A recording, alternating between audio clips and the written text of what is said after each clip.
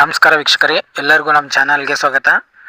ಮೊರಾರ್ಜಿ ಎಕ್ಸಾಮ್ನ ಫಲಿತಾಂಶ ಪ್ರಕಟ ಆಗಿದೆ.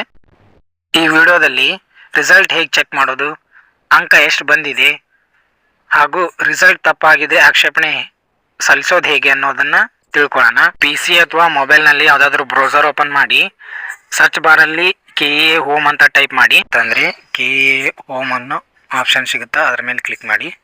ಈಗ ಅದು ಅಫಿಷಿಯಲ್ KA ಹೋಮ್ ಪೇಜ್ಗೆ ಓಪನ್ ಆಗುತ್ತಾ. ನೀವು ಇತ್ತೀಚಿನ ಪ್ರಕಟಣೆಗಳು ಅನ್ನೋ ಒಂದು ಆಪ್ಷನಲ್ಲಿ ಮೂರನೇ ಆಪ್ಷನ್ ಇದೆ, ಅದರಲ್ಲಿ ತಾತ್ಕಾಲಿಕ ಫಲಿತಾಂಶದ ಲಿಂಕ್ ಅಂತಿದೆ, ಅದ್ರ ಮೇಲೆ ಕ್ಲಿಕ್ ಮಾಡಬೇಕು. ಕ್ಲಿಕ್ ಮಾಡಿದ ನಂತರ ಅದು ರಿಸಲ್ಟ್ ಪೇಜಿಗೆ ಕರ್ಕೊಂಡು ಹೋಗ್ತೈತಿ.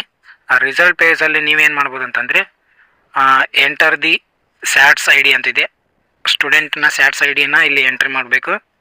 ನಂತರ ಈ ಸೈಡಲ್ಲಿ ವಿದ್ಯಾರ್ಥಿಯ ಒಂದು ಡೇಟ್ ಆಫ್ ಬರ್ತನ್ನು ಎಂಟ್ರಿ ಮಾಡಬೇಕು.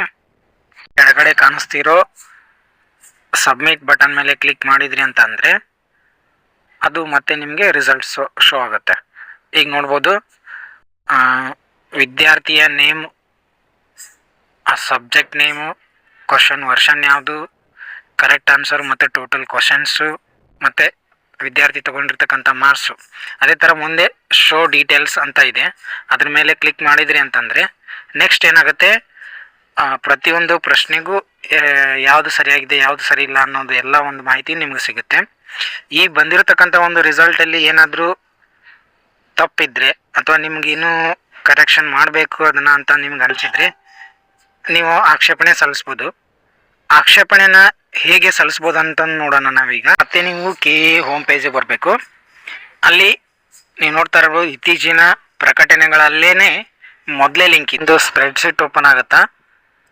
ಆ ಸ್ಪ್ರೆಡ್ಶೀಟಲ್ಲಿ ನೀವೇನು ಮಾಡ್ಬೋದು ಅಂತಂದರೆ ರಿಜಿಸ್ಟರ್ ನಂಬರು ಹಾಗೂ ವಿದ್ಯಾರ್ಥಿಯ ಒಂದು ಹೆಸರು, ಎಕ್ಸಾಮ್ ಡೇಟ್ ಯಾವುದು ಹಾಗೂ ಪೇಪರ್ ಆಲ್ರೆಡಿ ಅವರು ತೋರಿಸಿರ್ತಾರೆ, ಅದ್ರ ಮೇಲೆ ಜಸ್ಟ್ ಕ್ಲಿಕ್ ಮಾಡಬೇಕು. ಕ್ಲಿಕ್ ಮಾಡಿದ ನಂತರ ಆಬ್ಜೆಕ್ಷನ್ ಇನ್ ಬ್ರೀಫ್ ಅಂತ ಹೇಳಿದ್ದಾರೆ. ನಿಮಗೆ ಬಂದಿರೋ ರಿಸಲ್ಟಲ್ಲಿ ಯಾವ ಥರ ಆಕ್ಷೇಪಣೆ ಇದೆ ಅನ್ನೋದನ್ನು ಒಂದು 5-6 ಲೈನಲ್ಲಿ ನೀವು ಎಕ್ಸ್ಪ್ಲೇನ್ ಮಾಡಿಬಿಟ್ಟು ಅದಕ್ಕೆ ಸಂಬಂಧಪಟ್ಟ ಒಂದು PDF ಮಾಡಿ 1 MB ಒಳಗಡೆ ನೀವು ಫೈಲನ್ನು ಆ್ಯಡ್ ಮಾಡಿ ಸಬ್ಮಿಟ್ ಅಂತ ಕೊಟ್ರಿ ಅಂತ. ನೆಕ್ಸ್ಟು ಅವರು ಮತ್ತೆ ವೆರಿಫೈ ಮಾಡಿ ನಿಮ್ಮ ರಿಸಲ್ಟನ್ನು ಅನೌನ್ಸ್ಮೆಂಟ್ ಮಾಡ್ತಾರೆ.